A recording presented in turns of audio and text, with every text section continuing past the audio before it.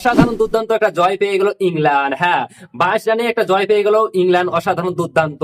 সত্যি গুরু ম্যাচটা দেখার মতো ছিল। যখন ইংল্যান্ড শুধুমাত্র 192 রানের টার্গেটটা, তখন আমরা টিম ইন্ডিয়ার ফ্যানরা ভেবেছিলাম যে না, এই কটা রান আমরা খুব সহজে করে নেবো, কেননা আগের ম্যাচে সুমন গিল ডাবল সেঞ্চুরি, পান সেঞ্চুরি, সবাই সেঞ্চুরি। কিন্তু আজকের ম্যাচে কি হয়েছে, গতকালকে 56 রানে অলরেডি 4টা উইকেট আমাদের চলে গিয়েছিল। আজকে ভাই কি বলবো, তবুও মনে হয়েছিল যে ম্যাচটা আমরা হয়তো জিততে পারবো, কিন্তু অবশেষে আমরা 22 রানে হেরে গেলাম। এখন যদি বলি আমি যে হারের জিম্মাদার কে কে, ভাই হারের জিম্মাদার সব থেকে বেশি বেশি জিম্মাদারকে কথা বলতেছি আমি। প্রথমে তো যশস্বী জয়সওয়াল প্রথমে একটা ম্যাচে সেঞ্চুরি করেছে, তারপর থেকে কোনো খবর নেই। দ্বিতীয়তে ভাই হারের জিম্মাদার হচ্ছে করুণ নায়ার। করুণ নায়ার এতগুলো 6বার হয়তো হয়তো ব্যাট হলো, কিন্তু এখনো অব্দি করুণ নায়ার ভাই একটা 50 রান করতে পারে নাই। সুমন গুলো হারের জিম্মাদার, সুমন গুলো মাত্র 6 রানে আউট হয়ে যায়।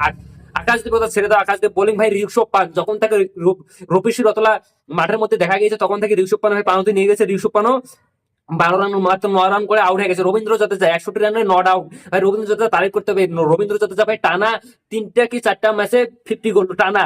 তারপর ওয়াশিংটন সুন্দর, ভাই ওয়াশিংটন সুন্দর তুমি একজন অলরাউন্ডার, হয়তো 10-20 রানটা করলে আজকে আমাদের এই মুখটা দেখতে হতো না। ভাই নীতিশ কুমার রেড্ডি, সাই সুদর্শনের বদলে নীতিশ কুমার রেড্ডিকে নিয়ে আসা হয়েছে, কিন্তু নীতিশ কুমার রেড্ডি যদি আমরা দেখি তো পরপর 2টো ম্যাচে কিন্তু নীতিশ কুমার রেড্ডির ফলো অফ শো। তারপরে যথেষ্ট চেষ্টা করেছিল জসপ্রীত বুমরা এবং মোহাম্মদ সিরাজ জাদেজার সঙ্গে, কিন্তু শেষমেশ 22 রানে একটা হার হয়ে গেল। এখন ভাই হারের জিম্মাদার সব থেকে এদের মাথায় ঠিকরা করতে হবে। একটা যশস্বী জয়সওয়াল, সব থেকে বড় হারের জিম্মাদার হচ্ছে করুণ নায়ার। করুণ নায়ারকে যদি আমরা দেখি ভাই একটা ম্যাচে ঠিকঠাক মতো খেলো, একটা ম্যাচে ঠিকঠাক মতো খেলেন। এই যশস্বী জয়সওয়াল ভাই ওই একটা ম্যাচে শুধুমাত্র সেঞ্চুরি করেছে, বাকি ম্যাচগুলো সবলাই তার কাটা।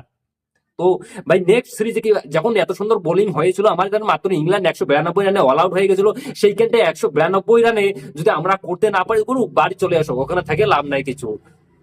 লাভ নাই কিছু। কিভাবে একটা টেস্ট ক্রিকেটে ইংল্যান্ড শুধুমাত্র 192 রানের টার্গেট দিয়ে সে ম্যাচটা জিতে নেয়, তবু 22 রানের ডিফারেন্সে, ভাবা যায়।